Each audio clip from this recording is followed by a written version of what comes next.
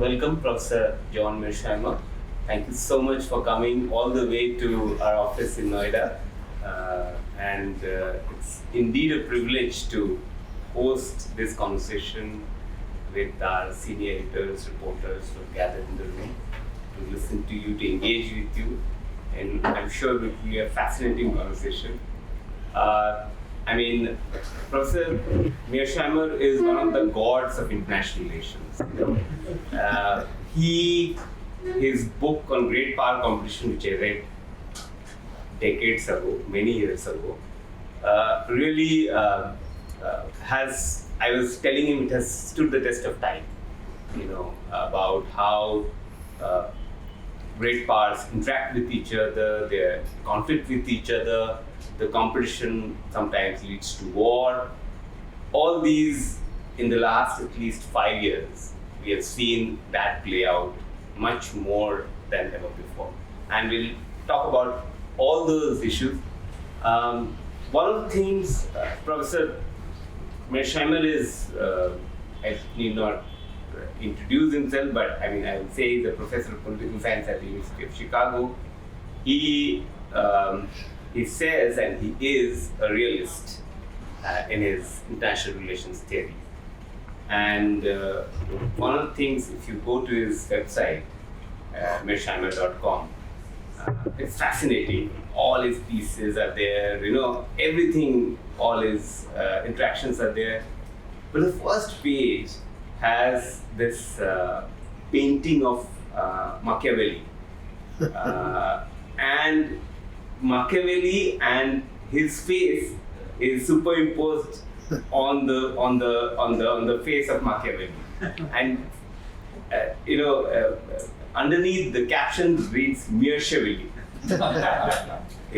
So it tells you, he has a great sense of humor. I think it was a painting gifted by his students. So that's why he has a sense of humor when he talks about very, very engaging, important issues, and sometimes controversial, contrarian, but as I said, some of them have stood the test of time. So I'll go to my favorite sort of book, and the book that I admire most, The Great Power Competition. One of the things it had, I was trying to remember, and if I don't get right, please forgive me, because I read it many years ago, that you say that great powers fear each other, and they are deeply suspicious, distrustful of each other, and that sometimes guides their actions, interaction. We're seeing this play out on a day-to-day basis in today's world.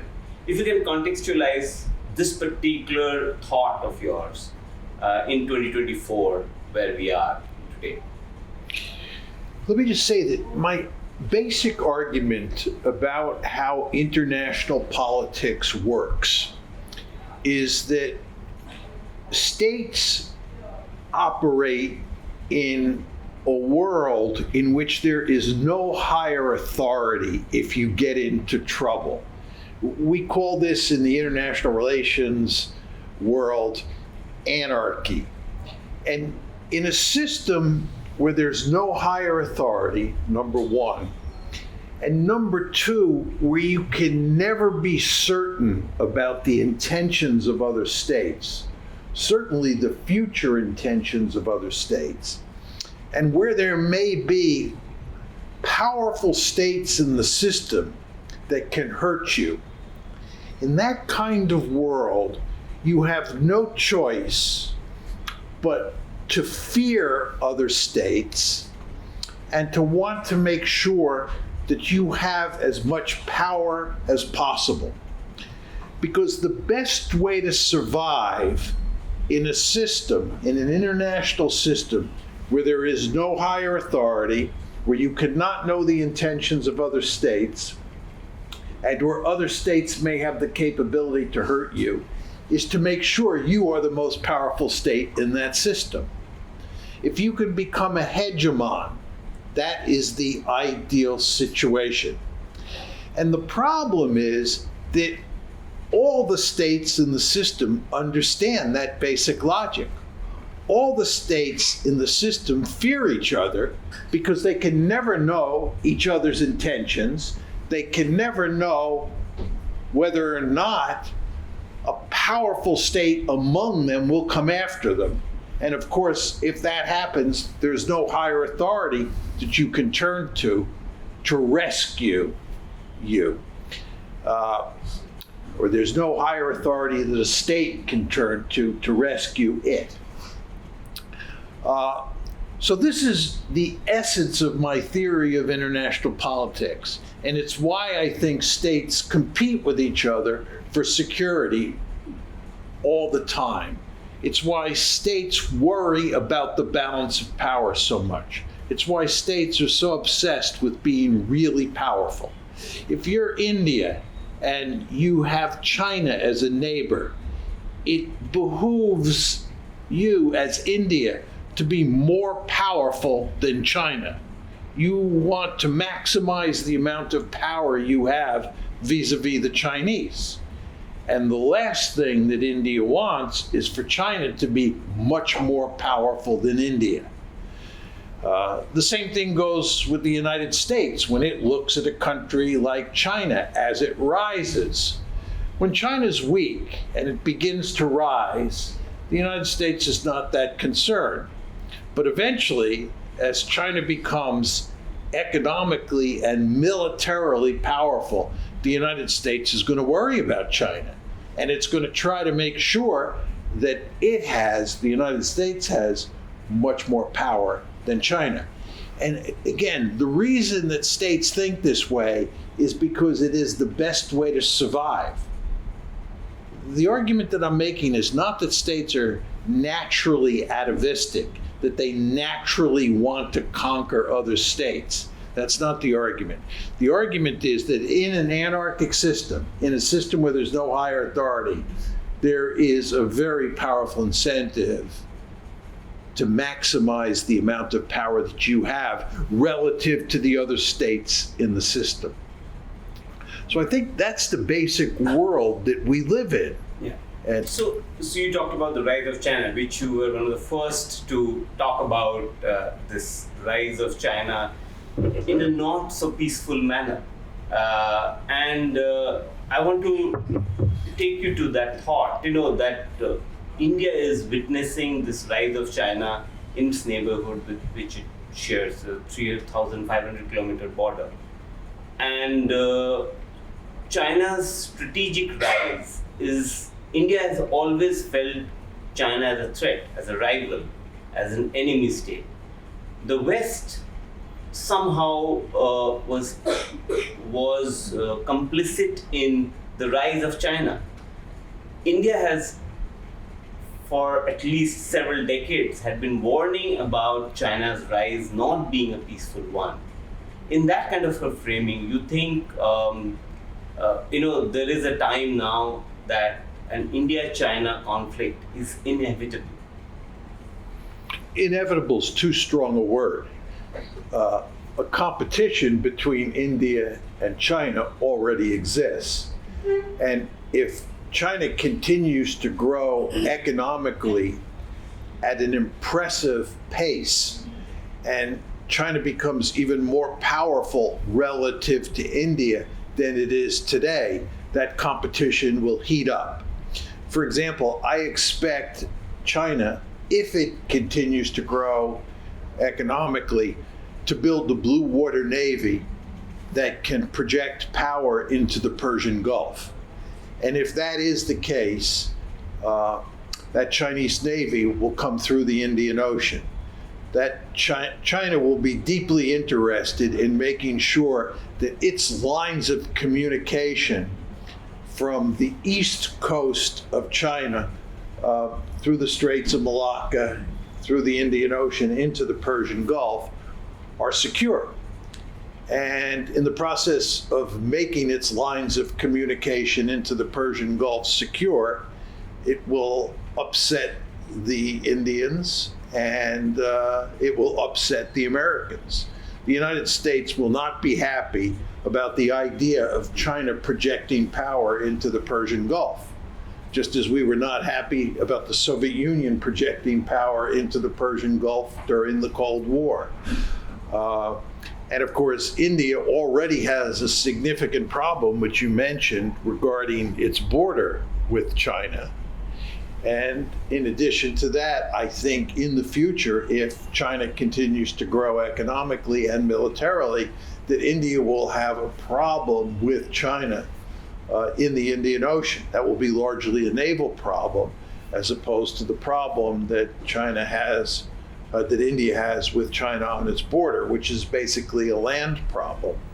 But my belief is that from India's point of view, the best situation would be one where China does not grow economically at an impressive rate in the future.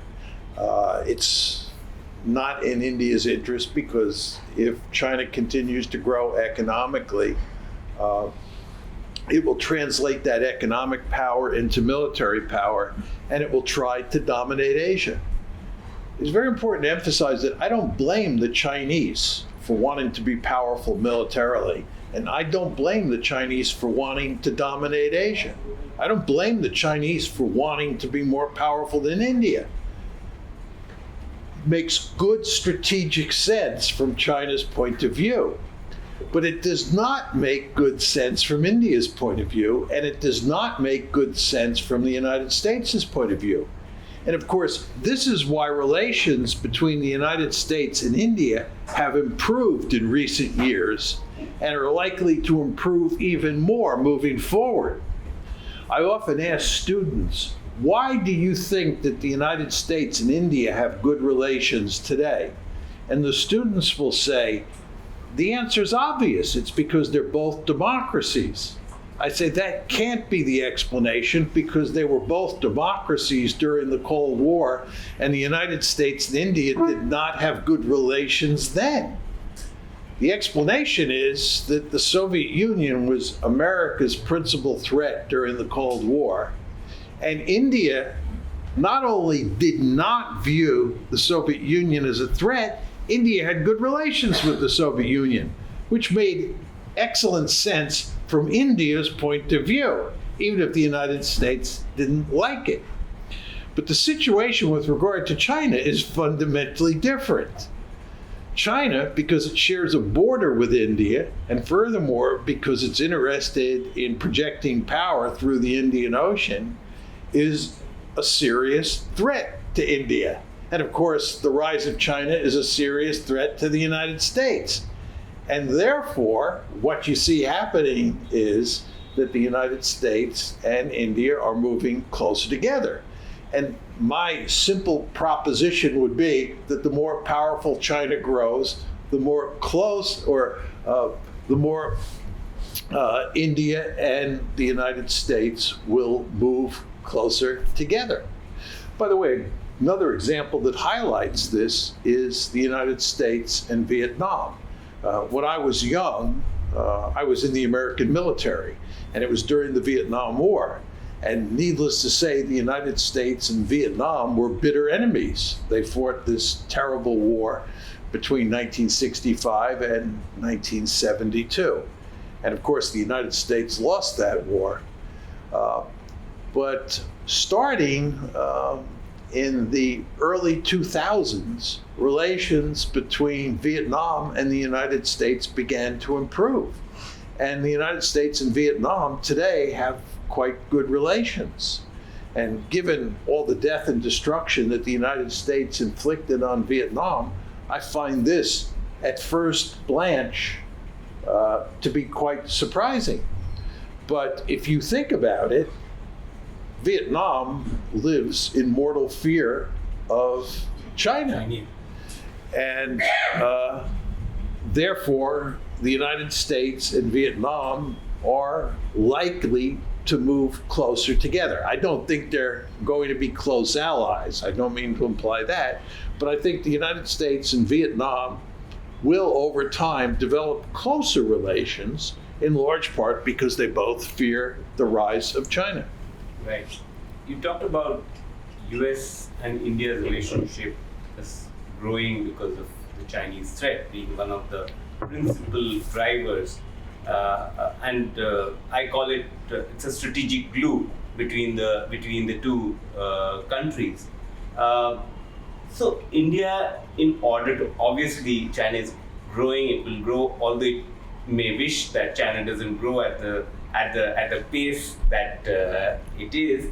But realistically speaking, since you're a realist, and India has so far sort of made coalitions of what it calls like-minded countries with the US, with Japan, Australia, to take on this Chinese threat, Quad being one of the examples. You in your book again had mentioned that alliances are temporary marriage of convenience. Do you think that this particular glue, this particular coalition will last, or you think things might change as it has changed in the past? Coalitions or alliances have changed depending on who the enemy is, who the threat is at that point of time? Yes, as I said, I think that relations between the United States and China and relations between, as I said, I think that relations between the United States and India over time will be profoundly affected by just how powerful China is. And I think if the Chinese threat were to disappear in large part, that the United States and India would not be anywhere near as friendly as they will be if China continues to rise.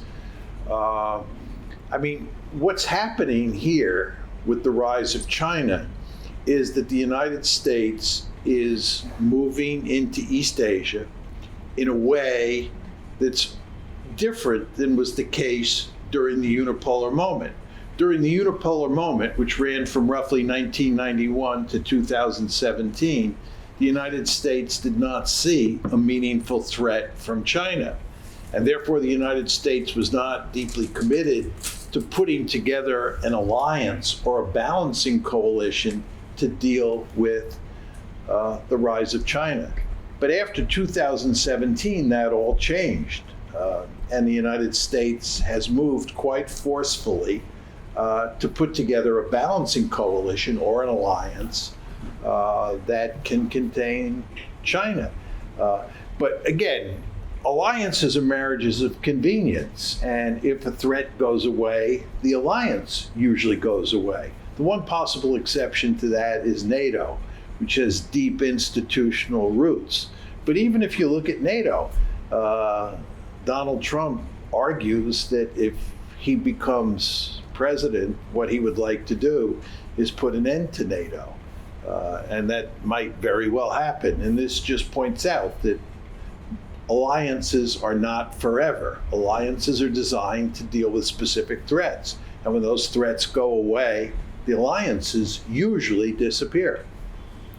I mean, having studied this great power competition, what do you think China is thinking about India? And in Beijing, what is the thought process about when it sees India? Well, I think that from a Chinese point of view, one main concern is the border between China and India. I think the Chinese want to grow very powerful relative to India, and they would then like to settle the border dispute on China's terms. I mean, let's face it, India wants to settle the border dispute with China on terms that are favorable to India. And China, of course, wants to settle that same dispute on terms that are favorable to China. And the best way to do that is to be really powerful. The Chinese fully understand that. The Chinese understand the Chinese understand what happens when you're weak in international politics. They call it the century of national humiliation. The Chinese were once weak, and other great powers took advantage of them. They do not intend to ever be weak again. They want to be very powerful. They want to be very powerful relative to the United States and relative to India. The Chinese are realists to the core. You never want to underestimate that. And therefore, if they do become more powerful relative to India than they are now, they will push hard to resolve the border dispute in their favor. And by the way, I would argue that if India were to become more powerful relative to China than it is now, the Indians would begin to push to solve the border problem on terms favorable to India. That's just the way powerful states operate.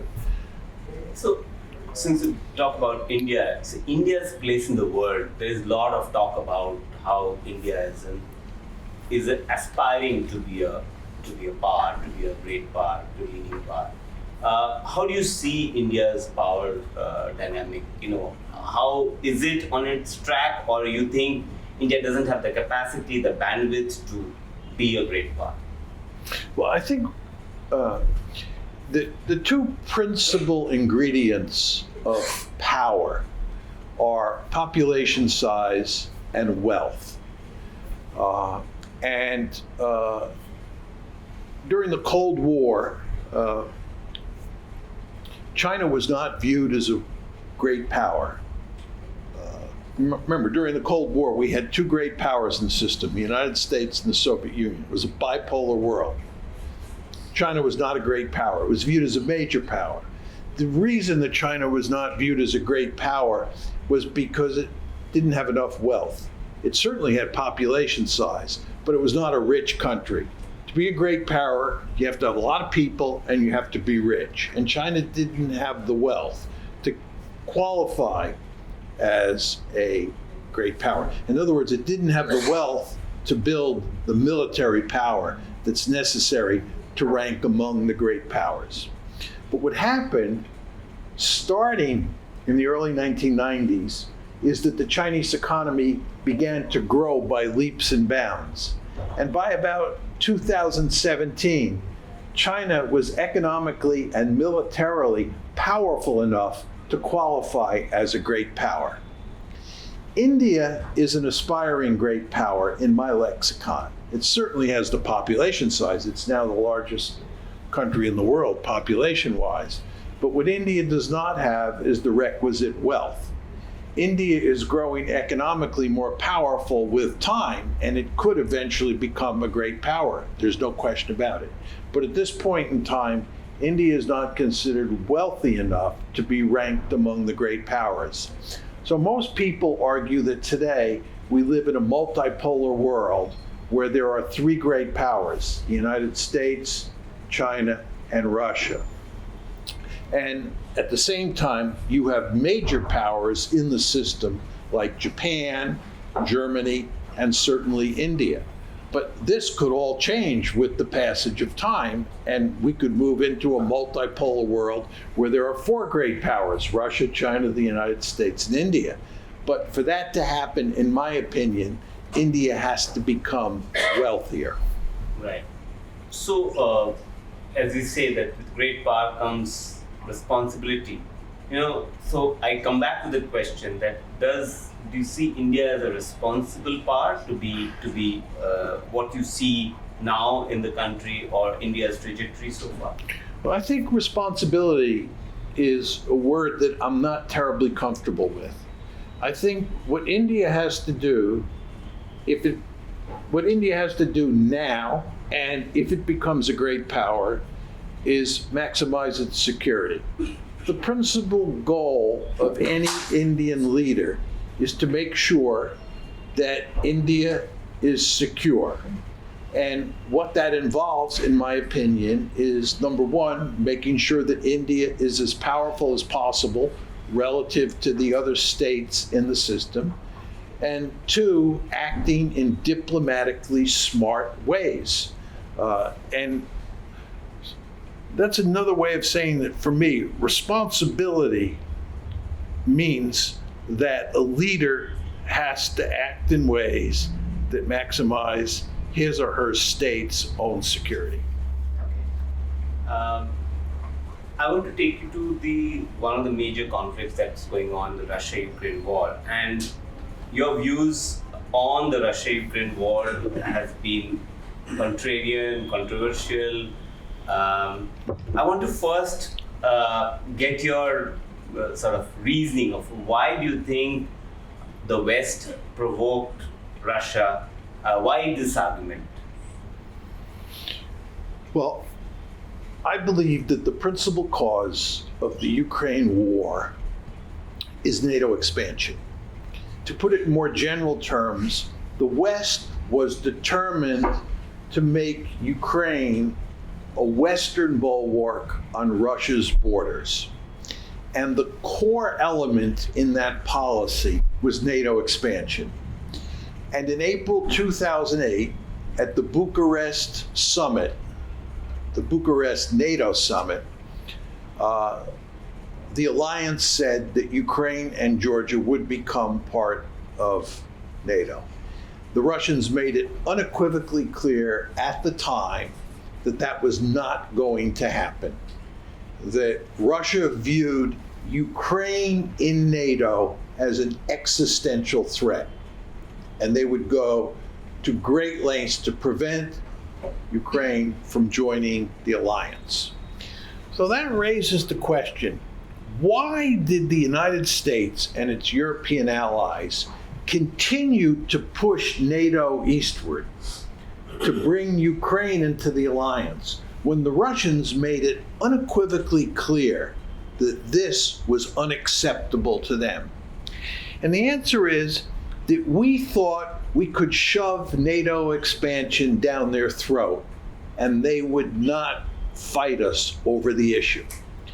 You want to remember that the United States decides in the mid-1990s to expand NATO eastward, despite the fact that the United States had promised Gorbachev that there would be no NATO expansion.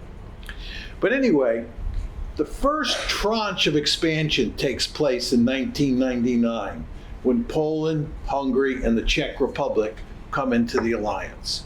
It's very important to understand that the Russians are terribly unhappy about this, and they make it clear to the Americans that they think the Americans have betrayed their promise to Gorbachev and that this is a threat to Russia.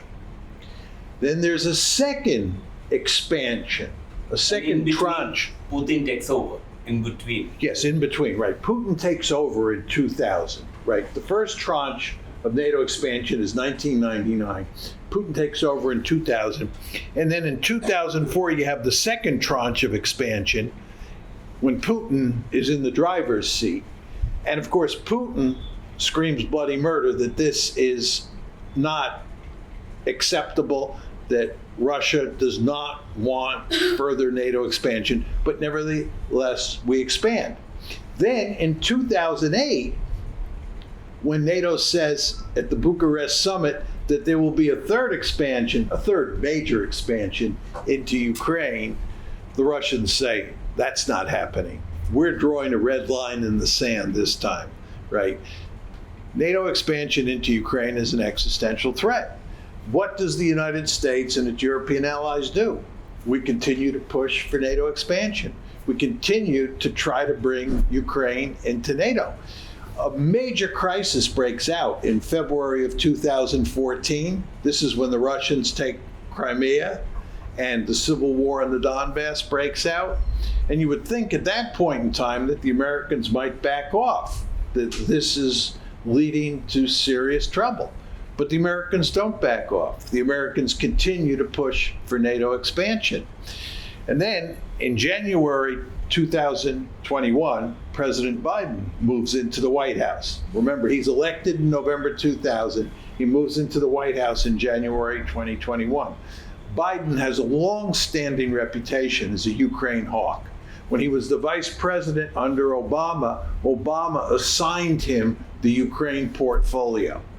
And he was in the administration. He was the vice president when the 2014 crisis broke out. And Biden is deeply committed to, if anything, getting tougher with the Russians on bringing Ukraine into NATO. And it's no accident that a year and a month, 13 months after Biden moves into the White House, the war breaks out. And the reason is that Biden is doubling down on bringing Ukraine into NATO. after he moves into the White House. And even in late 2021, early 2022, when it looks like there's going to be a war in Ukraine, remember, the Americans were saying, we think there's going to be a war in Ukraine. Does the United States back off? No. Does the United States try to work out a diplomatic solution to the problem? No. The United States continues to push and push.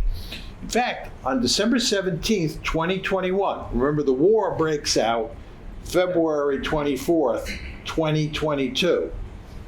2 months before that, December 17th, 2021, Putin writes a letter to Jens Stoltenberg, who's the head of NATO, and a letter to Joe Biden, proposing a possible solution to putting an end to this crisis and preventing a major war. What does the United States do? The United States basically tells Biden, the United States basically tells Putin that it has no interest in working out some sort of diplomatic arrangement. If you go back and look at the diplomacy at the time, it's quite remarkable how little interest the United States had in solving the problem diplomatically. And it's because we thought we could push NATO expansion down the Russians' throat. And if that did not work and a war broke out, we thought we could defeat the Russians. You know, there is a lot of support for this argument in India, in the constituency in India. But many would argue that this is, what you're saying is exactly what Putin's argument has been, that you're amplifying it. And it was Ukraine which decided on its own to turn towards the West. How do you counter that argument? You're not ascribing agency to Ukraine, which is an independent state? First of all, I am often accused of being Putin's puppet because I make the same argument that he and other Russian leaders make about the causes of the Ukraine war. I don't view myself as Putin's puppet. I'm not interested in defending Putin. What I've always been interested in are the facts and logic. And if you look at the facts and logic, what you see is that Putin's explanation for what caused this war is correct. And the story that we hear in the West about Putin being an imperialist who was bent on conquering Ukraine so he could incorporate it into a greater Russia is a myth that was made up in the West to justify what happened on February 24th, 2022. So I think it's just a matter of facts and logic. Now, what was your second question? I was saying Ukraine's own agency towards leaning toward the West. Yes. It wants to be a democracy. It wants to be integrated into European Union, into NATO. Why deny them that agency? Very simply, because if you try to bring Ukraine into NATO, you're going to end up destroying Ukraine. If we follow your logic, the end result will be what we see happening today.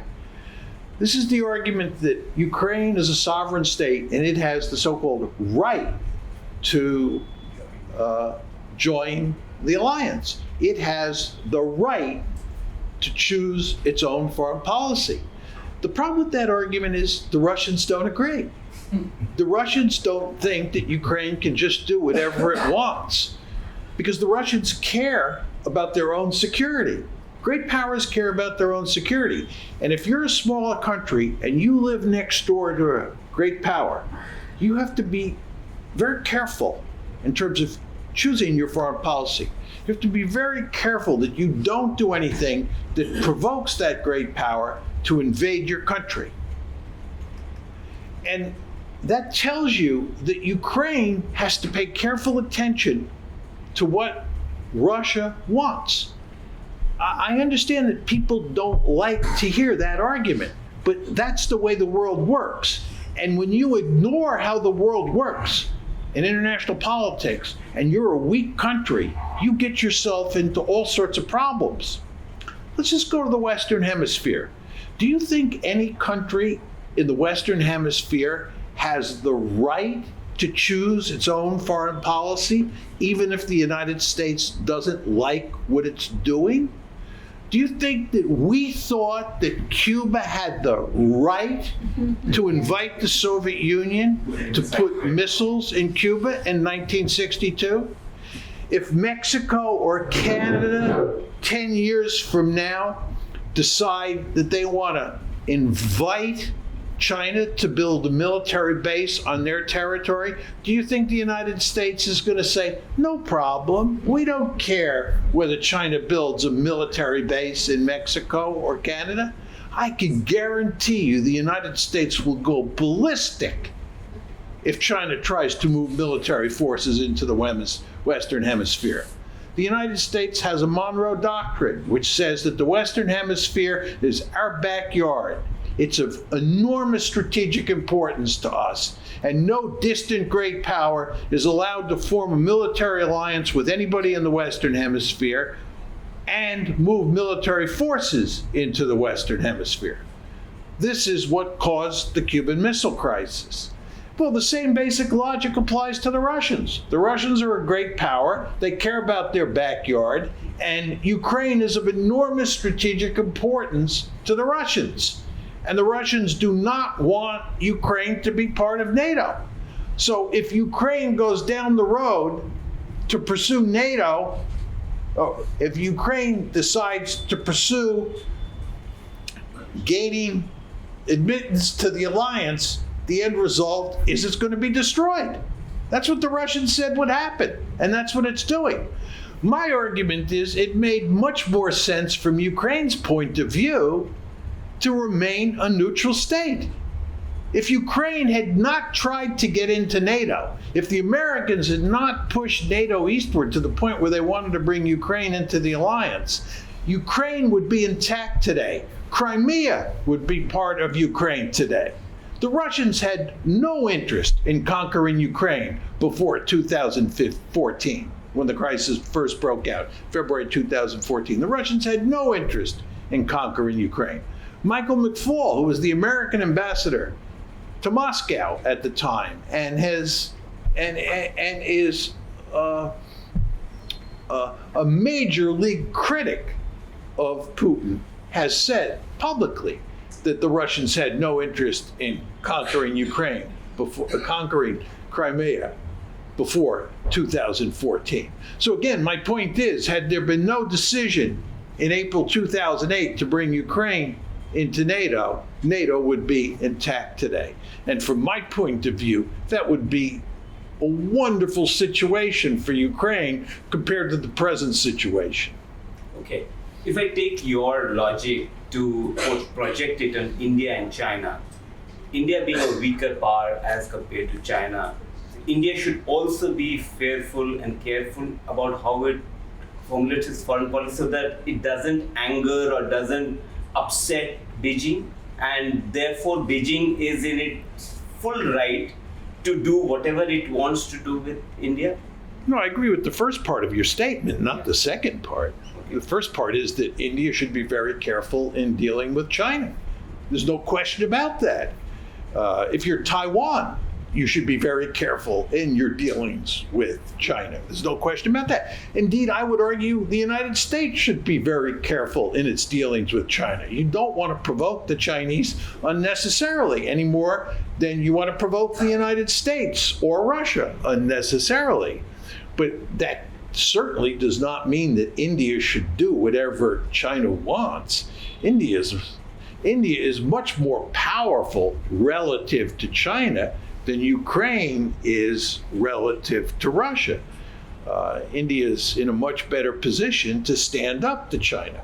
But at the same time, the Indians, I believe, want to be very careful in how they deal with China, because China is a powerful country, and it's in India's interest to avoid a war with China, in my opinion.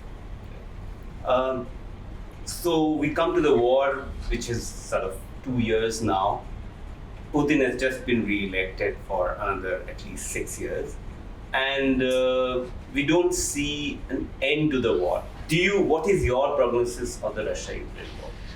Well, I actually think that the balance of power has shifted decisively in Russia's favor, and that Russia is likely to win the war either by the end of this year or sometime in 2025.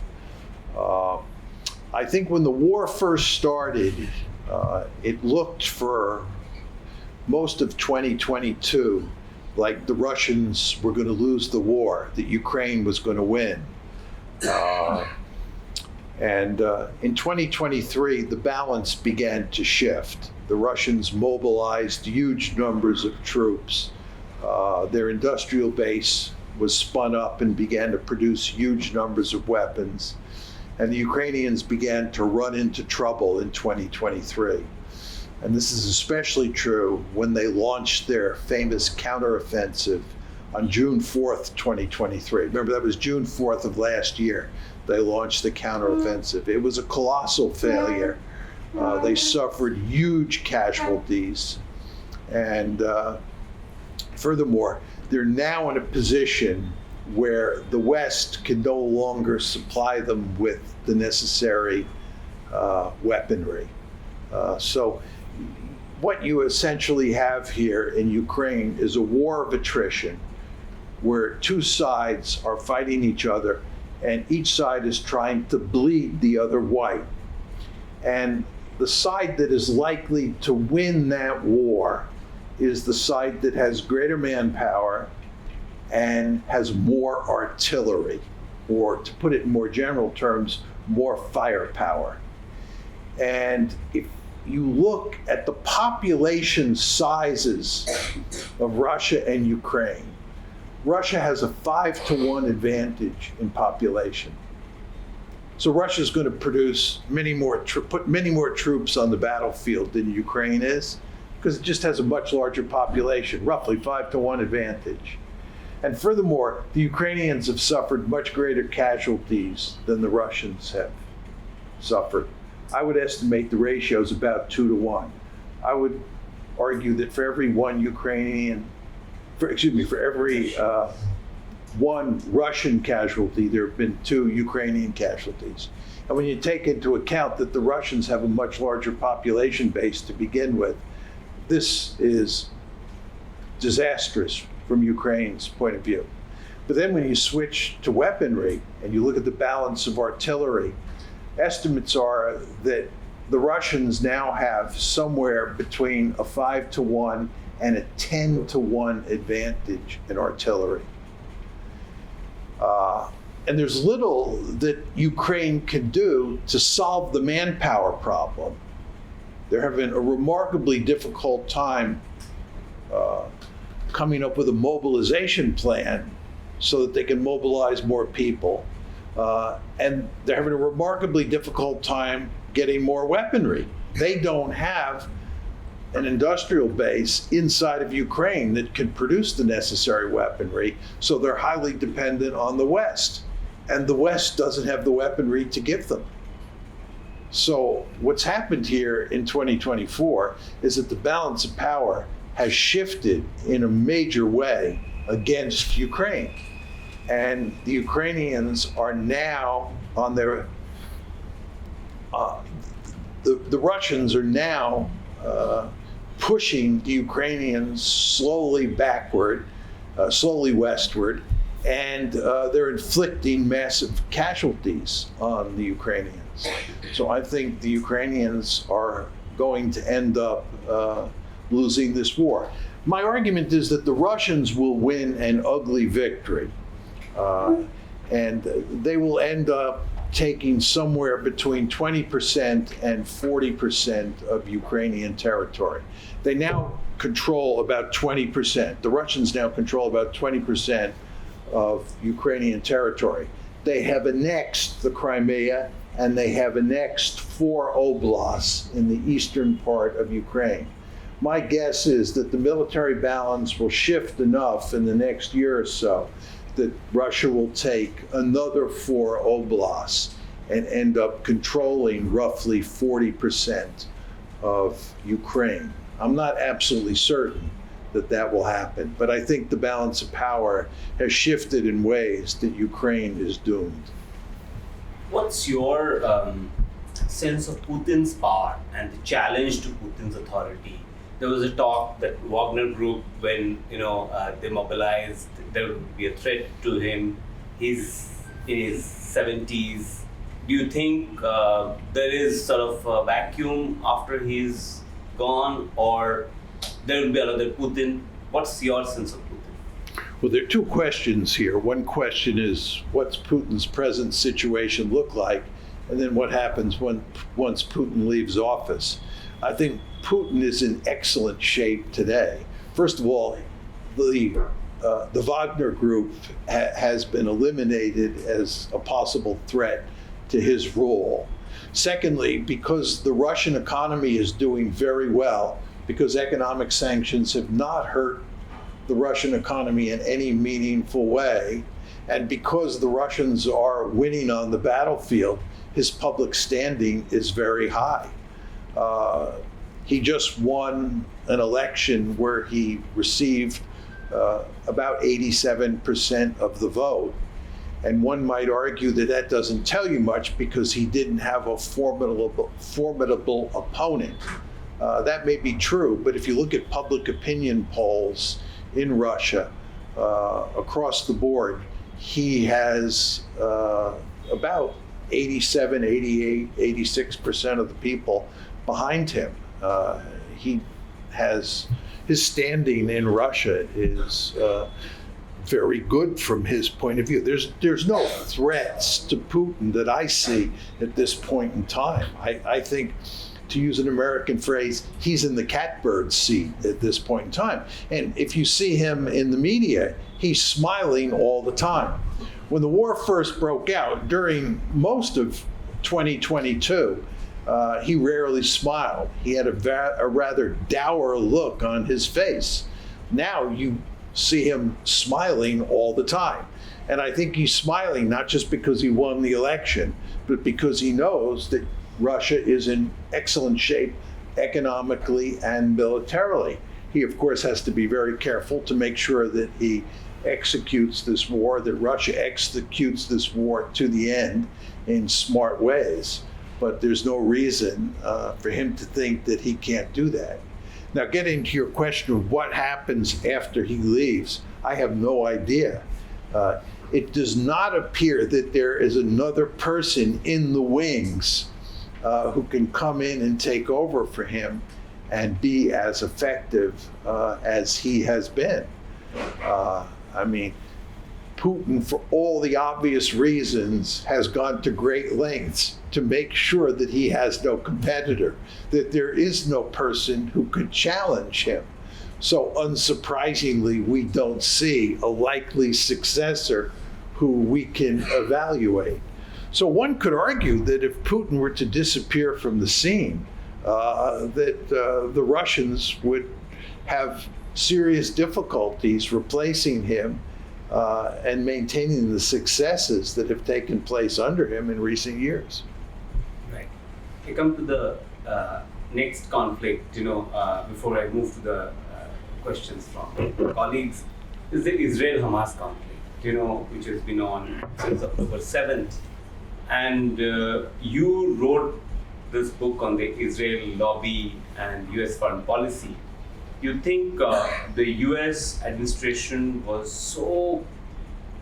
had such a staunch and unqualified support to Israel because of that lobby, or there was a principled position that the US followed to support one of its closest partners?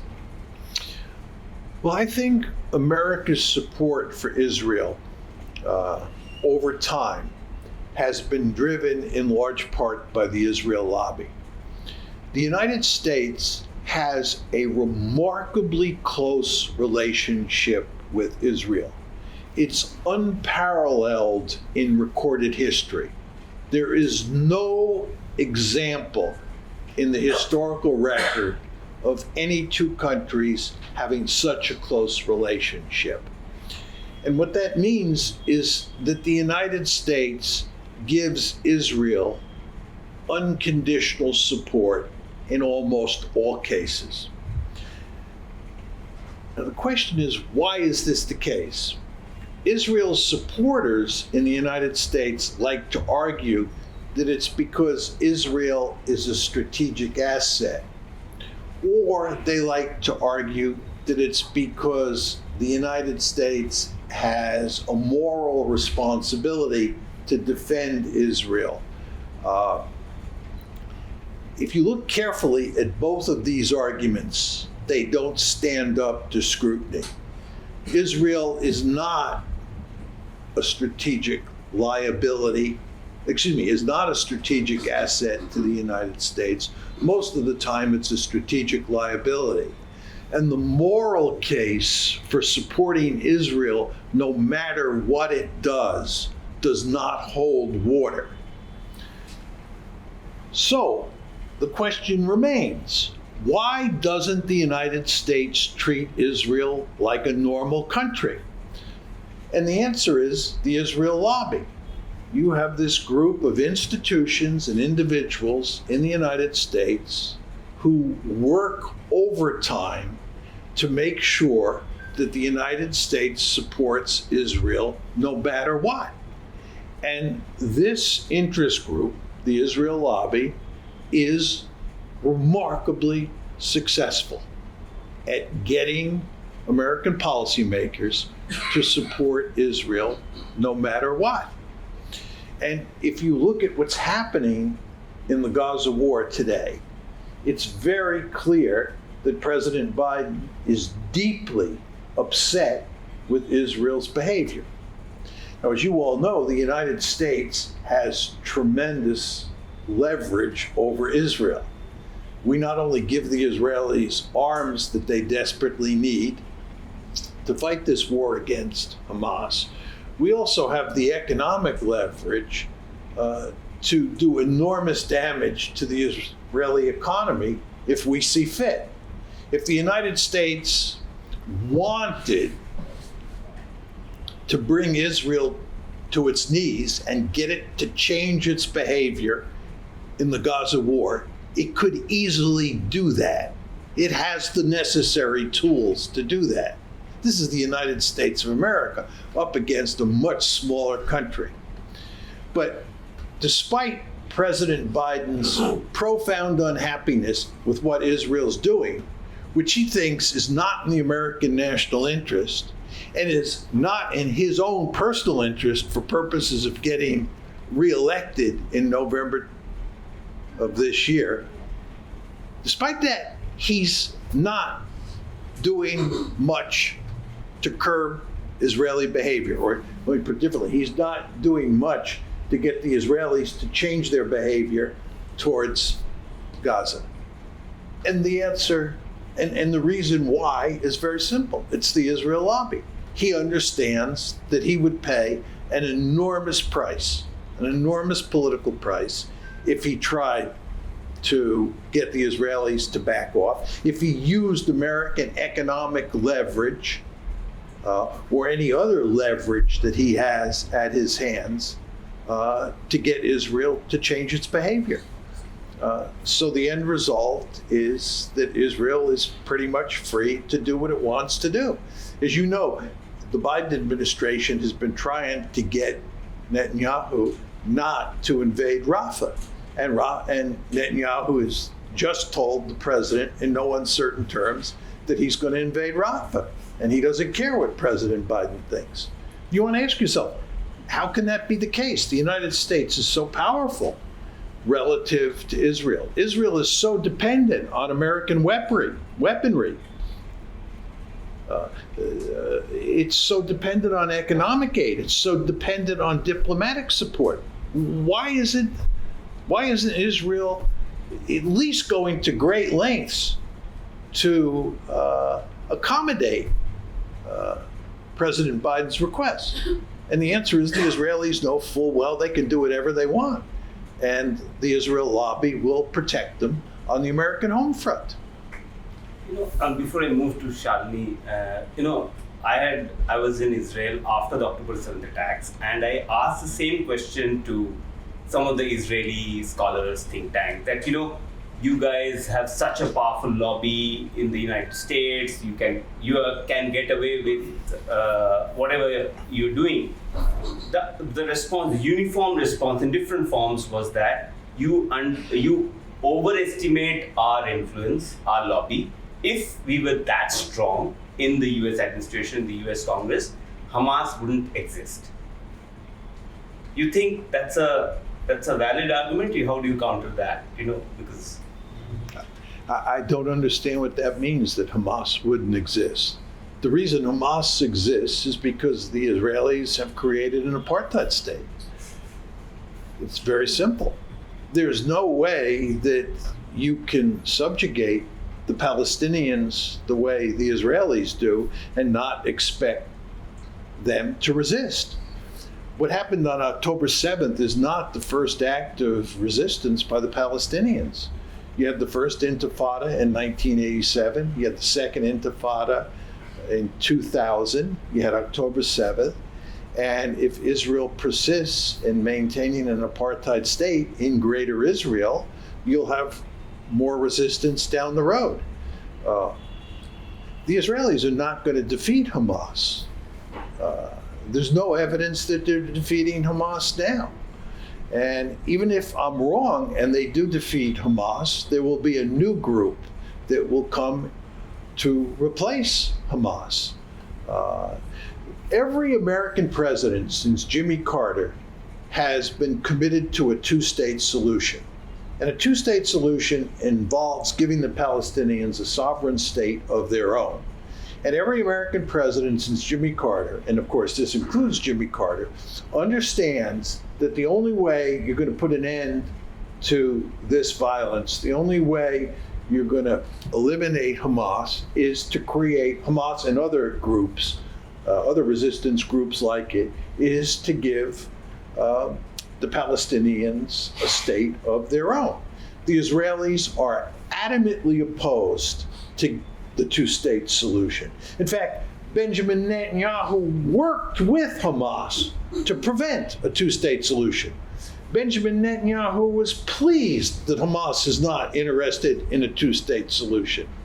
Benjamin Netanyahu worried about the Palestinian Authority and its leader, Mahmoud Abbas, because he was interested in a two-state solution. Netanyahu was afraid that if the Palestinian Authority under Mahmoud Abbas got the upper hand, that they'd work with the Americans and other countries around the world, including India, which favors a two-state solution, to push Israel down that road. And the Israelis, again, don't want to go down that road. They don't want a two-state solution. But as long as there's no two-state solution, as long as the Palestinians in Gaza are in the largest open-air prison in the world, they're going to look for opportunities to resist. And the same is true regarding the occupation in the West Bank. That's what's going on here. And again, the United States was committed to a two-state solution has been committed to a two-state solution since Jimmy Carter. Here's the question you want to ask yourself. Why has no president been able to put meaningful pressure on Israel to move to a two-state solution?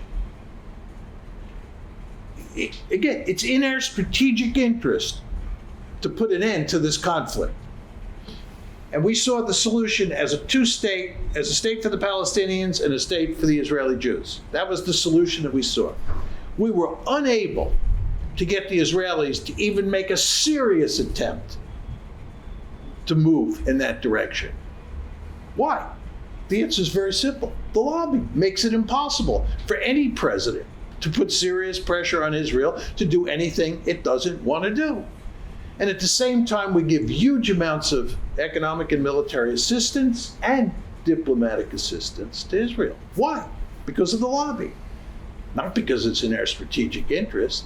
And what the Israelis are doing to the Palestinians, you cannot make a case that that's the morally correct position and that the United States should be supporting Israel no matter what. I mean, as you all know, the International Court of Justice just ruled that there's sufficient evidence to think that Israel is committing genocide in Gaza. Just think about that. The International Court of Justice just ruled that there's sufficient evidence to think that Israel is committing genocide in Gaza. And what has the United States done as a result? The United States has continued to defend Israel at every turn, number one, and we've continued to provide Israel with the weaponry that is necessary to execute this genocide. Shalini? Yeah, Shalini here. Now, you talking about the presidency, the pressures on the US president. Now we were heading towards a Trump White House, most likely. How do you think that the situation will change as far as both the wars go? Because he is, and there has been no evidence so far, but Trump is seen as in bed with Putin. So what do you think? How do you think the war will proceed from now? The two wars.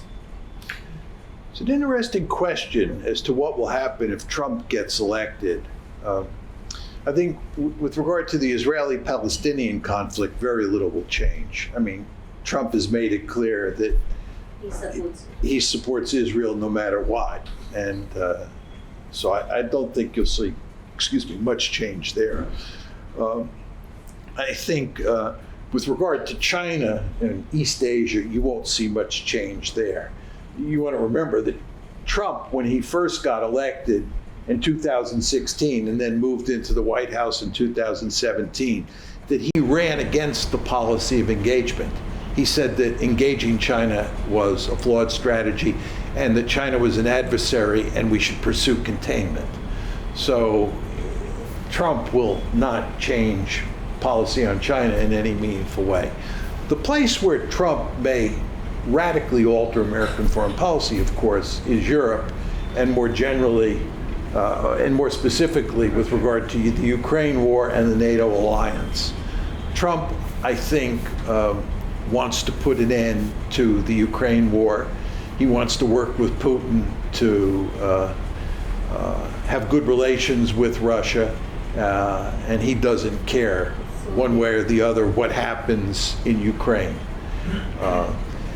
Now, with regard to NATO, I think that if Trump does have a free hand, I think he will pull almost all, if not all, American troops out of Europe and put an end to the NATO alliance. He has little use for our European allies, little use for NATO, and he thinks that the Ukraine war is a lost cause, that the United States should not be supporting Ukraine, and that if anything, we should be working more closely with Putin. So I think that is where he is likely to have a major effect. It is important to emphasize, however, that the foreign policy establishment in the United States will push back big time, as it did during his first term. Right. I mean, he wanted to have good relations with Putin in his first term as president, and he wanted to get out of Europe in good part during his first term, but he was unable to do both. He, of course, and his advisors understand that the foreign policy establishment thwarted them the first time around. And a lot of them are no longer around, right? His advisors who were there in the first term. He has new advisors. Yeah. He's going to he promises to bring in a new team of advisors, people who agree with him and agree with his different formulas for running American foreign policy. So we'll see. Before Naresh asks this question, you write in that great power book, I go back to it again because it's like embedded in my memory, that Americans are very optimists, and but the administration usually is a realist. So the administration tells a story about who is the rival, who's a friend, and accordingly it shapes the narrative in favor of, and then they align the public opinion in terms of sell the story that it's a principled position. So with Russia, you think that is that might happen as well, or is it that course correction? I'm not sure what your question is. That basically Russia has been portrayed as the rival right now, right? In this. Oh, it's worse than that. Russia is not portrayed as a rival. Russia is portrayed as the devil incarnate. Russia is the font of all evil in the American story. The amount of Russophobia in the United States is just hard to believe. And the demonization of Putin is hard to believe. I mean, many Americans, especially in the Democratic Party, believe that Russia is the second coming of the Third Reich, and that Vladimir Putin is the equivalent of Adolf Hitler. These are not serious arguments. One does not have to like Vladimir Putin. One can disagree with his policies. One can profoundly disagree with his policies and his behavior. But the argument that he's the second coming of Adolf Hitler or Joseph Stalin is not a serious argument. But you hear it all the time in the United States. And what about Xi? How does American establishment view him vis-a-vis? If Putin is devil incarnate, then what is Xi Jinping? He's not in the same category as Putin. He has, over time, become identified as an enemy of the United States and a dangerous leader. But he has not reached the level of demonization that Putin has. Harish, I have two questions. The first thing, which you talked about, that the natural state of the world is anarchy, because there's no higher power authority to appeal to.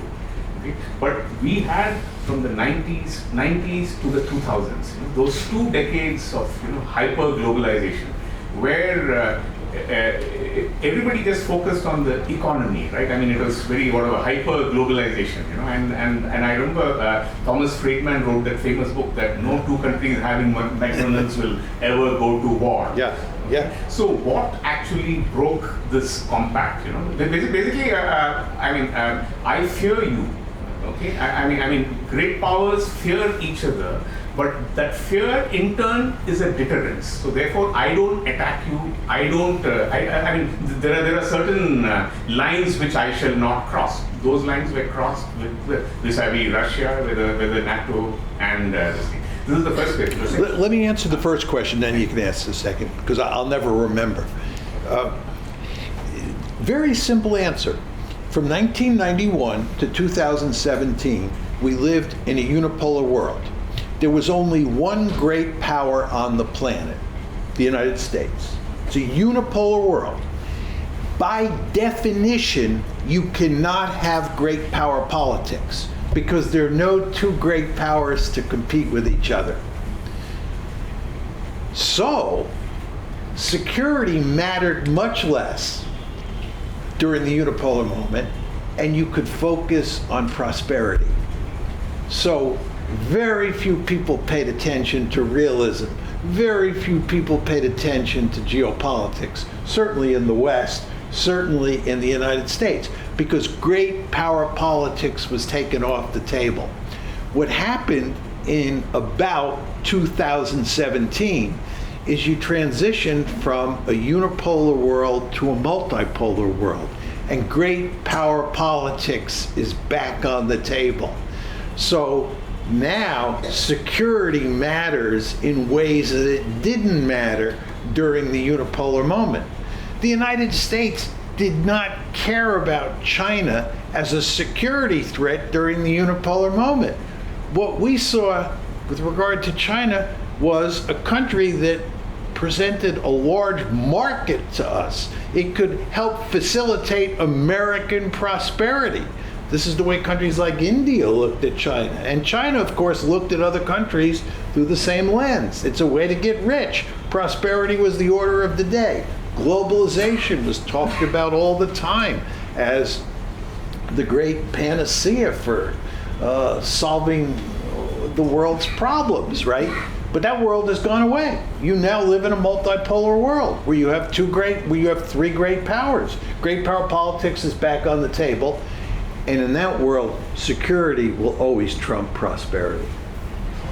Okay, so what you're saying is that globalization's peak was was a result of a unipolar world. That is your thing. What I'm saying is the extreme globalization was a result of the structure of the system, which was highly unusual. It's the only case in recorded history where we had a unipolar world. And that produced a very particular set of economic and security circumstances, which are now in the past. The pre-World War I. We're talking about that again. Anyway.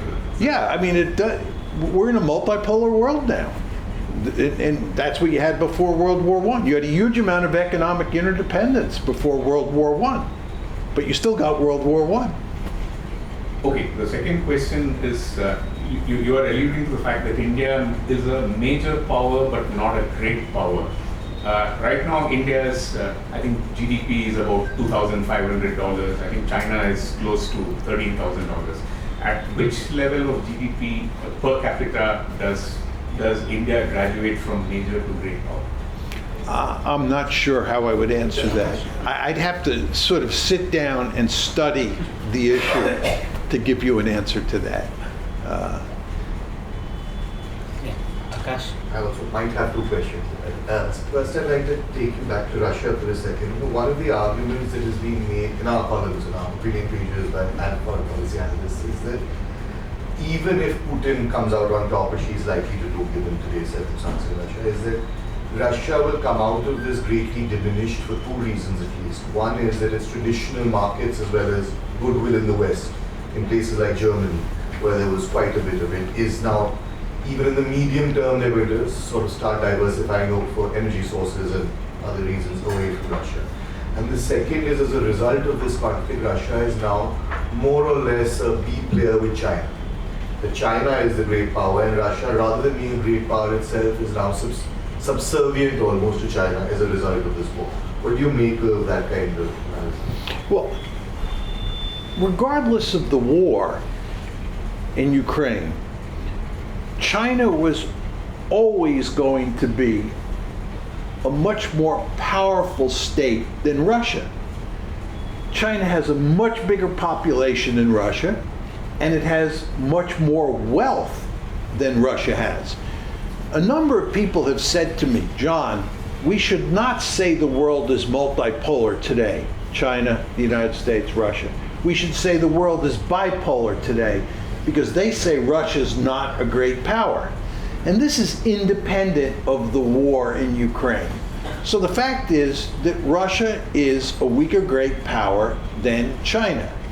And this war has not changed that in any meaningful way. And actually, one could argue that, and this is contrary to your first point, that as a result of this war, the Russians have rationalized their economy in smart ways, and they're actually doing quite well economically. I'm not an economist, so I'm not completely comfortable making this argument. But if you look at the Economist magazine today, right? I was looking at it this morning. They have a big story that talks about how well the Russian economy is doing. And as you surely know well, it's the European economies, especially the German economy, that's in real trouble. So it looks to me that so far the Russians have done an excellent job of changing their economy in ways, or managing their economy in ways that have allowed it to do quite well despite all of these Western sanctions. Now, this is not to say that Russia is going to catch up with China, getting back to your other point, because it's not. But I think the Russians are in quite good shape today economically. And as I said to you folks before, I think they're in excellent shape militarily in terms of fighting the Ukraine war. Just to add to that argument, that Akash made, one of the arguments has also been because of the sanctions. Russia's access to technology is diminished, and that in longer term will diminish their potential for the military-industrial cooperation, that sort of the export that they do with their sophisticated weapon systems, which actually impacts India most because India is one of the largest buyers of Russian equipment. You think that argument holds water? No. I think all the evidence is the Russians are getting huge amounts of Western technology and sophisticated technology from the Chinese and through other sources. I don't see any evidence that their military is suffering because it's not getting the sophisticated technology that it needs. How this plays out over time, I don't know. But look, one of the principal consequences of this war is that the Chinese and the Russians have been pushed together. And the Russians and the Chinese have a deep-seated interest in helping each other economically and militarily. And I think the Chinese will do everything they can to provide sophisticated technologies to the Russians so that their weaponry is capable of dealing with Western weaponry. I don't want to get off on this because a lot of people have other questions, but I'll just make this point. If you look at this war that's taking place in Ukraine, it's a war of attrition, as I said to you before. This is two countries standing toe-to-toe and trying to bleed each other white. And in a war like that, it's not so important that you have sophisticated technology. It's much more important that you have an industrial base that can produce a steady flow of military weaponry. And that's the great advantage that the Russians have. They have an industrial base that can produce large quantities of reasonably sophisticated weaponry. The West, on the other hand, has lots of what I would call boutique weaponry, sophisticated weaponry, but they don't have large quantities of those weapons. This is why we don't have the artillery tubes and the artillery shells to give to the Ukrainians. And the Russians, on the other hand, have a huge number of artillery tubes and shells to continue fighting the war with. And for people who are interested in what a possible US-China war would look like over Taiwan, a lot of people are now concerned that the United States doesn't have the industrial base to hang on or to continue to fight a long war against China should one break out. So I think that having sophisticated technology so you can develop sophisticated weapons matters.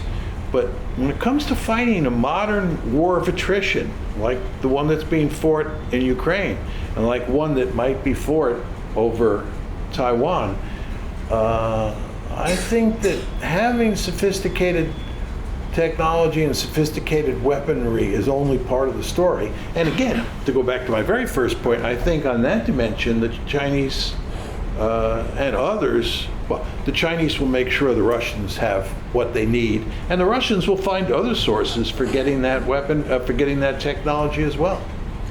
So one quick follow-up to something Shruji had asked about India and China. India now broadly we're in a space where China are much greater power in terms of economic as well as technological and this and that. But we're competing with them in our near neighborhood, jockeying for influence in places like Nepal and Sri Lanka. On the one hand, we're also dependent on Russian weapons even now, to a large extent, and Russia and China are now closer together. And in the Indo-Pacific, your sort of alliance would be a strong word, but we're moving closer to the US and the West with the Quad and things like that. How nimble, how long do you think this kind of nimble-footedness can be maintained, given that now we're entering a new era of great power conflict for a middle power like India, sandwiched between all these things? Well, I think India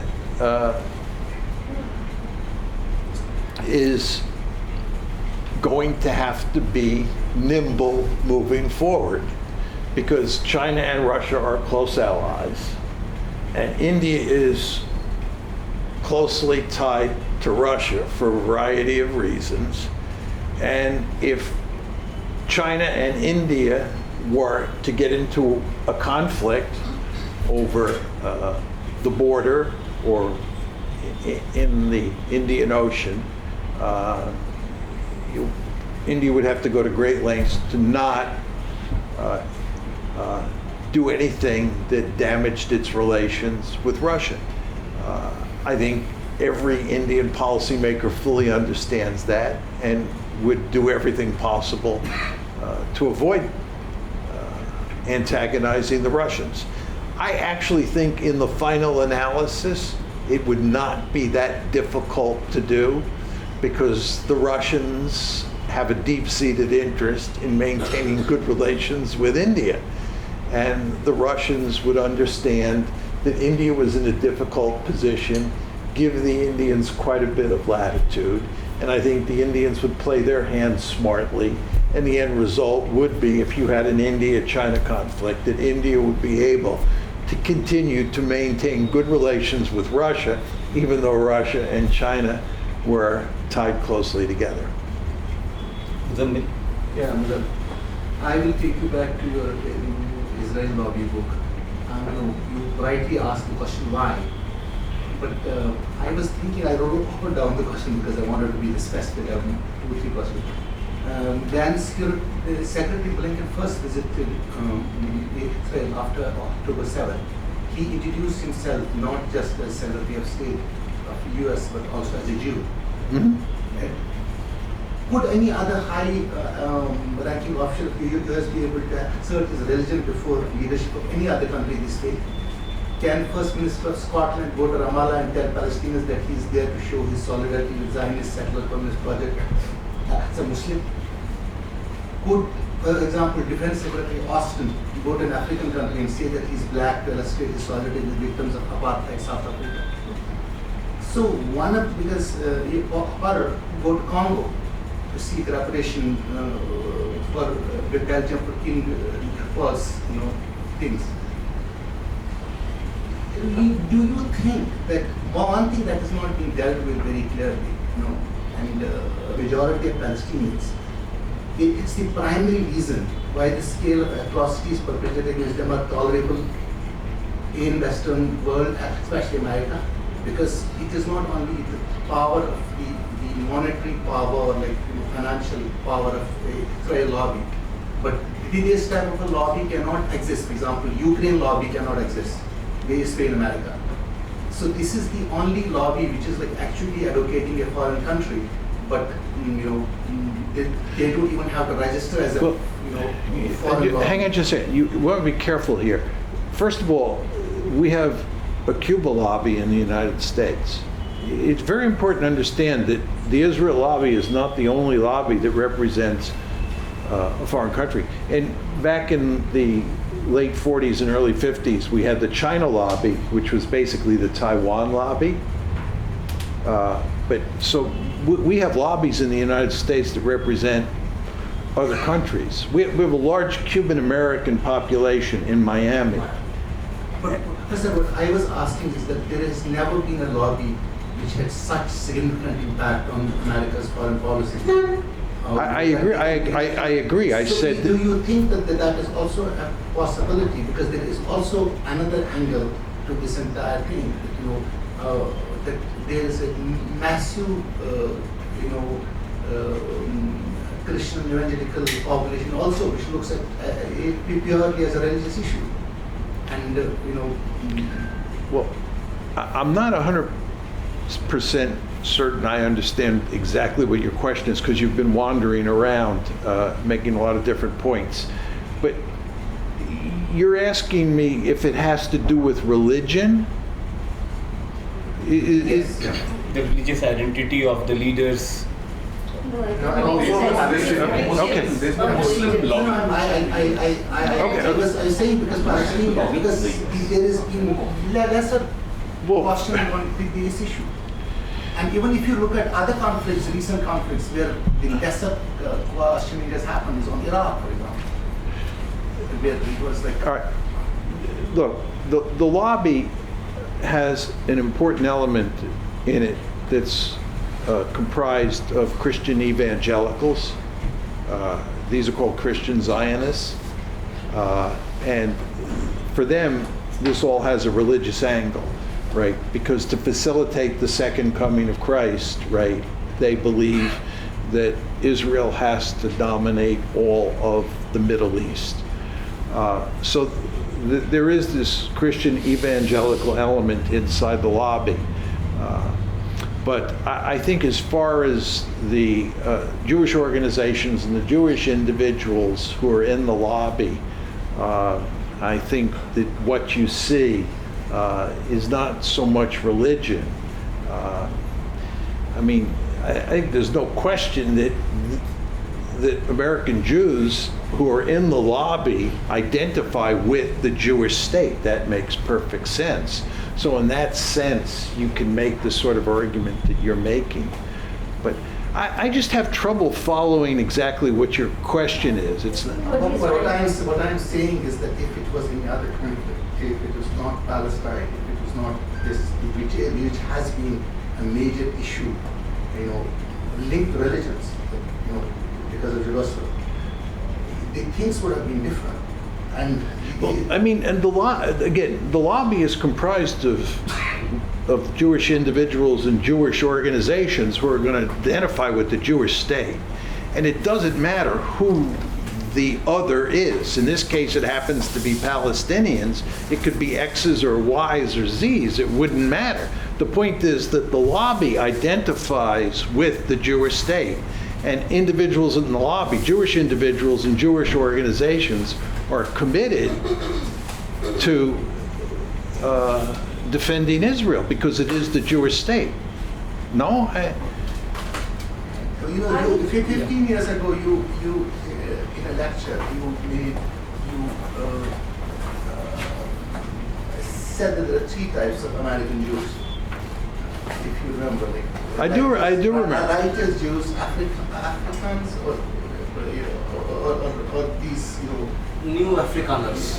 And also, I remember the third one. See, what I was trying to, and you had at that point of time said that if Israel does not have give a state to Palestinians, then they will have an apartheid state, will be a greater Israel, and eventually it will turn with passage of time into a state where Palestinians will be the political majority. But I've already said that Israel is an apartheid state I'm today. saying you have actually said that to sustain an apartheid state is very difficult, and eventually what will happen is that it will become a Binational.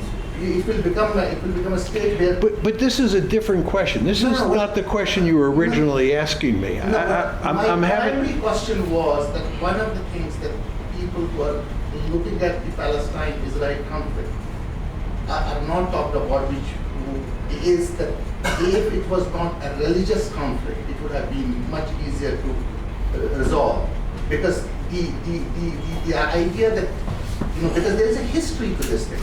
There have been crusades going on for 1,000 years to go to Jerusalem. No, there's not. This is like connected.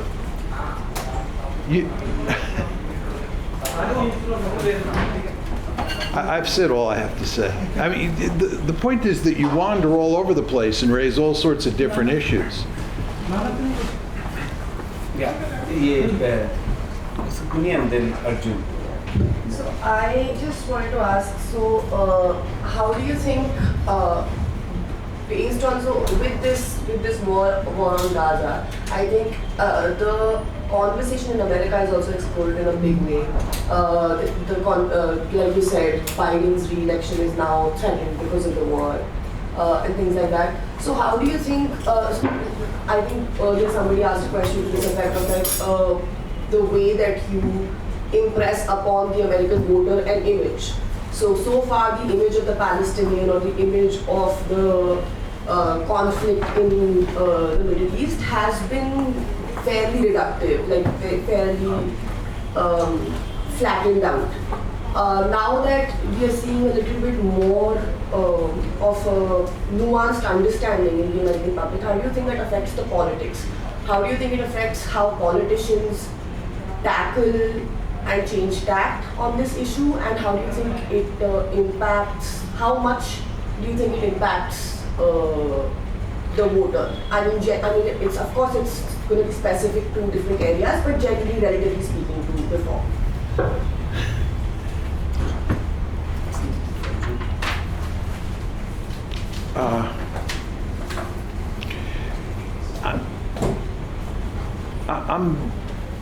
Maybe I've just been up here for too long, but these are awful long-winded questions that are winding all over the place, and it's not easy for me to sort of understand exactly what the question is.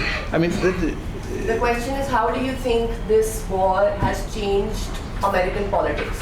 How much impact do you think reasonably? Okay, but you should ask the question like that to begin with, instead of asking it over 20 seconds, or it's hard for me because you're just wandering all over the place and I'm not sure exactly what the question is.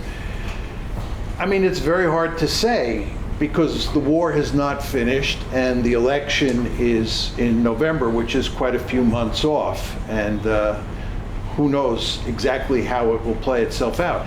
I mean, I think the conventional wisdom is, which is correct, that Joe Biden will be hurt by this war. The Democrats are in power, and given what's happening to the Palestinians, and given the fact that the Americans are supporting the Israelis completely, this has caused all sorts of problems for Biden and for the Democratic Party, because Arab Americans, who are a key constituency in one of the most important swing states, Michigan, have made it clear that large numbers of them will vote against Biden, and they are going to great lengths to spread the word in other states to progressive communities in those other states that they too should not vote for Biden. But just to add to that, what do you think then is the solution for the American voter? Because like you said, Trump has also very categorically said that he unconditionally supports Israel, and if he were to be in power, things would change very little. So for somebody who is, like you said, the Arab Americans who were with the Democratic Party so far, where do these votes go? How do you recapture that constituency when there is no answer? I don't know. Okay. Arjun? Hi. I have a couple of questions. Could you just ask one question at a time?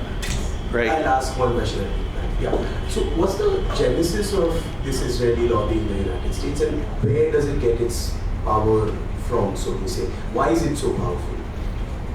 Well, you have a large number of individuals in the United States who are deeply committed to getting the United States to support Israel unconditionally. And these individuals are very skilled at working through organizations or working individually to put pressure on American policymakers to support Israel. That's point number one. Point number two is that the American political system is set up in ways that interest groups can have enormous amounts of influence. A good example of this would be the National Rifle Association. If you look at public opinion on gun control, there's lots of interest in the American body politic in having meaningful gun control. But you can't have meaningful gun control because of the National Rifle Association, which is a lobby, much like the Israel lobby, that wields great influence in Washington.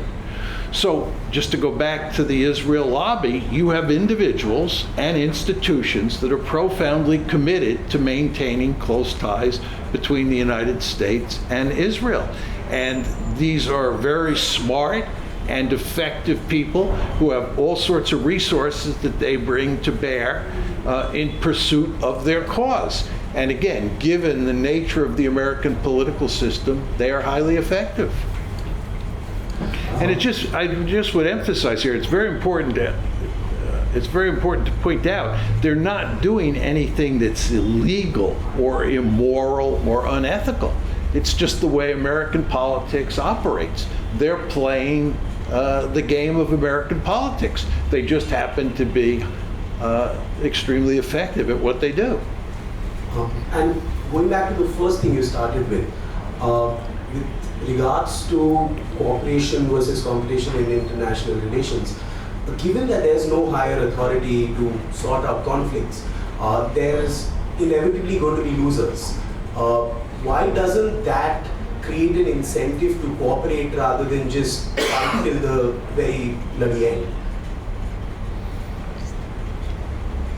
Well, there are some incentives to cooperate. States sometimes cooperate. If you take great powers like the United States and the Soviet Union during the Cold War, they cooperated to prevent nuclear proliferation.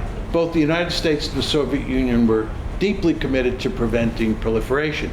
If you look at the United States, China, and Russia today, I believe that they will cooperate to prevent further proliferation. I believe there will be at least some cooperation to combat global warming. So you get cooperation. The reason that that cooperation is always subordinated to competition is simply because you can never be certain about the intentions of other states. And if you get into trouble, there's no higher authority that can come to your rescue. This is the fundamental problem. This is what drives competition. If you and I are two states, right, we have incentives to cooperate for sure on certain issues. But the problem that you face in dealing with me is you can never be certain that I won't have aggressive intentions towards you for one reason or another. Therefore, you cannot completely trust me. And to protect yourself in this anarchic system, you want to be really powerful. I, of course, understand that same logic. I can never completely trust you. I have to fear you, certainly with regard to the future.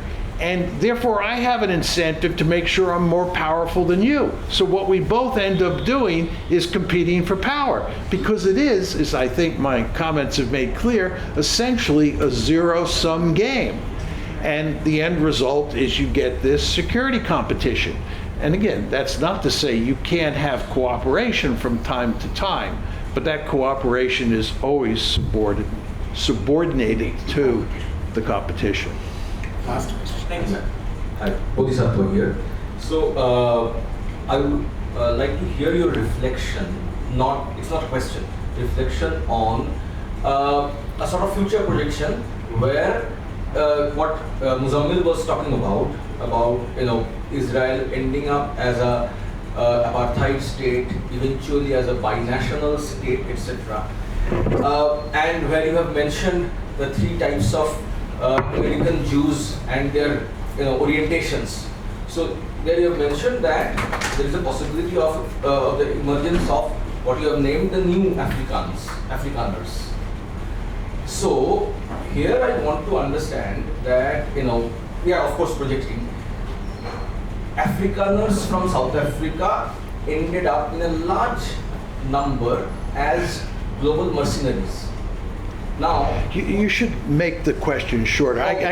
These long-winded questions where you could just wander all over the place, right? The first 30 seconds were fine, right? I mean, where do you see the new Afrikaners who have greater penetration into power? I'll answer the first part of your question, okay? Yeah. About Israel as an apartheid state. And Israel and the possibility of a one-state solution, okay? My answer goes like this. If you look at Greater Israel today, this includes Green Line Israel, West Bank, and Gaza.